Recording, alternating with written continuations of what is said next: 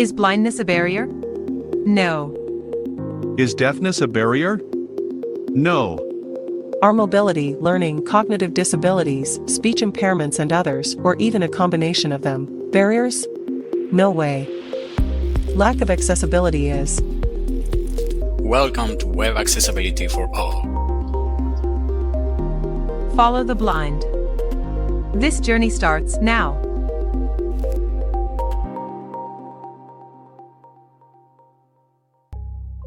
It's Thursday afternoon. A fintech team is gearing up for a big launch. Brand new loan application flow. The UI looks great. The backend is humming. Marketing already teased the rollout on social media. Everything is lined up. Then, during final QA, Sam, the only tester who regularly checks with TalkBack on Android, speaks up. Guys, the date picker doesn't open. TalkBack just skips it. This is a critical accessibility blocker on Android. Zoom call goes dead silent. And nobody really wants to admit it, but no one tested the Android experience for blind users until now. Accessibility just became the blocker no one saw coming. Hey my friend, welcome back to Web Accessibility for All. I am your host, Ariel, Senior Software Engineer, Web Accessibility Specialist, and yes, also a blind guy who knows firsthand what it feels like when digital products leave people out. Today I want to drop you right into a moment I've seen more than once. And trust me, it's never pretty. In this episode, we're going to talk about what it means to shift accessibility left. Not as some corporate buzzword, but as a genuine culture change. What does shift left actually mean? Let's keep it simple. Shifting left means moving accessibility earlier in your product development process, even before a single line of code is written. This idea comes from DevOps. The earlier you test, the faster you ship. The same logic applies to accessibility. Why is this a cultural challenge? Now, in theory, this sounds great. But in practice, here's what happens in real-world teams. You've got designers in France, developers in Brazil, and a PM juggling two Slack workspaces and one toddler. WCAG isn't enough, and that's okay. Let's address the elephant in the room. The Web Content Accessibility Guidelines are incredibly helpful, but they're not the whole story. Because accessibility is part technical, part human. Some things you can test with Axe or Lighthouse, but things like confusing error messages, low cognitive load, or voice control friendliness, those take awareness, not just automation. And when people disagree on the right fix, it's not because accessibility is subjective. It's because context matters. Alright, here's where it gets real. 3 real-world examples.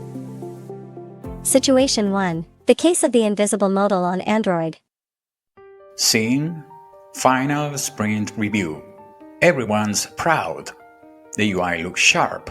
Devs added a modal for password confirmation before submitting a form.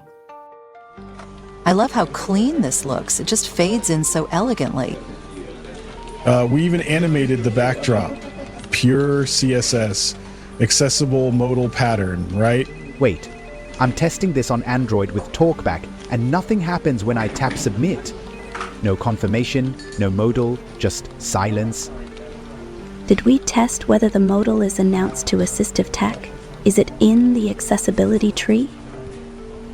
I mean, we just use the position, fixed styles. Please tell me there's a close button. There is, but it's not focusable by keyboard. Also, no aria modal, no role equals dialogue, and no focus trap. This happened because accessibility wasn't discussed during design, and no pattern was shared between teams.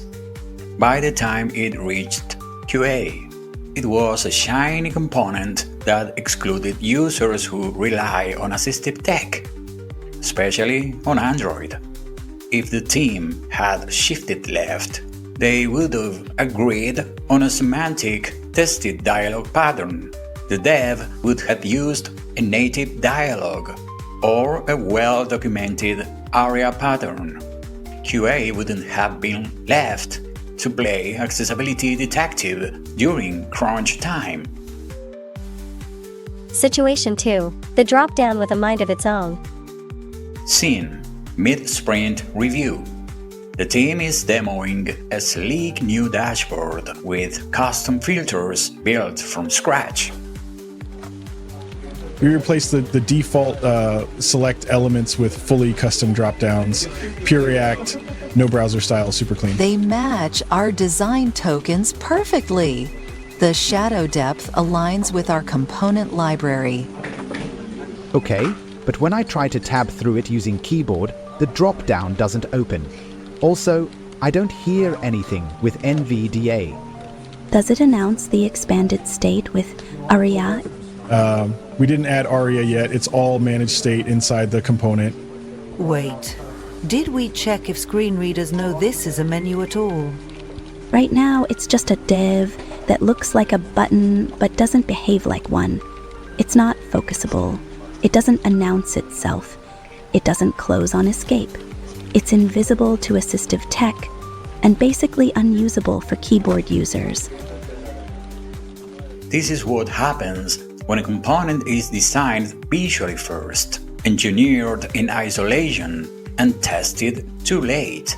If the team had shifted left, the dev would have planned for keyboard and screen reader support from the start.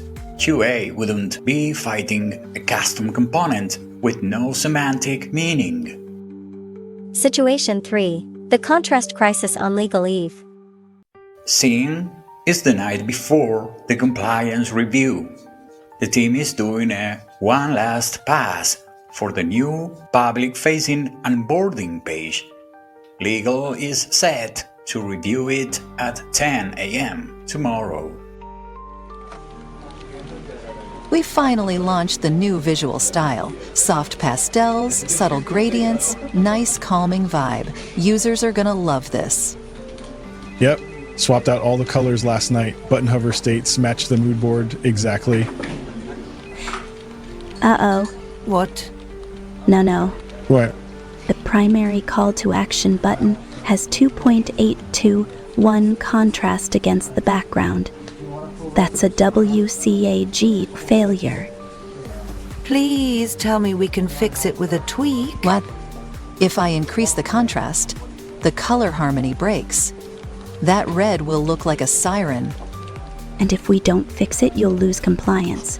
If legal spots this, they'll halt the launch. Maybe worse. We hard-coded the new tokens yesterday. Undoing this will take a few hours. Cancel the launch email.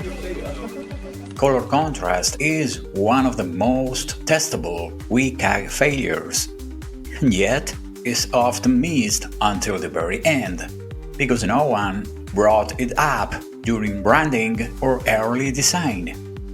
If the team had shifted left, color contrast would have been part of the design system review. Tokens would have been vetted for accessibility before they were hard-coded. Legal wouldn't be breathing down your neck.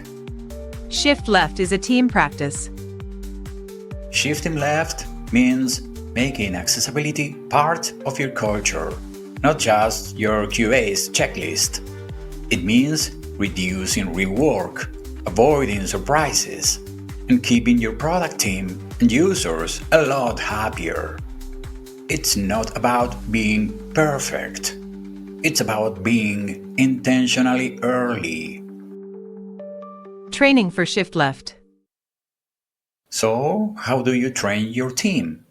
You don't just send them a 20-page checklist and call it a day.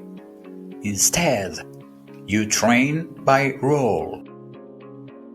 Designers. Learn how to use inclusive patterns and plan keyword flows. Developers. Learn semantic HTML, ARIA, and component behavior. QA testers. Validate user flows, not just if color contrast passes. Product managers. You bring accessibility into backlog grooming and prioritize accessibility in planning. Good enough isn't about perfection, it's about intentionality. The more often you ask, What would this feel like if I were blind, dyslexic, autistic, or mobility impaired? the better your product becomes. Accessibility starts with intent.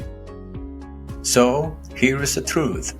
Accessibility isn't a checklist you throw at a product just before it ships. It's not just about catching color contrast issues during QA or patching ARIA attributes after a bug report. Accessibility is a way of thinking, a culture, a shared responsibility across roles, time zones, skill sets, and tools.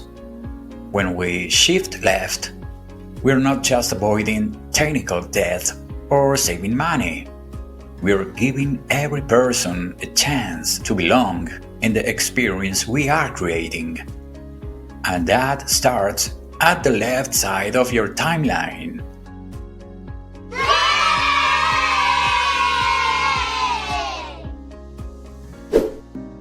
Thanks for listening to Web Accessibility for All. If this episode helped spark ideas or challenge how your team works, I'd love for you to share with a colleague or leave a comment.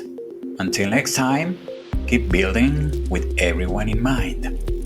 Goodbye. Thanks for joining us today. Subscribe for a new challenge next week. And don't be shy. Leave us a review or ask your accessibility questions online. See you next week for another episode of Web Accessibility for All.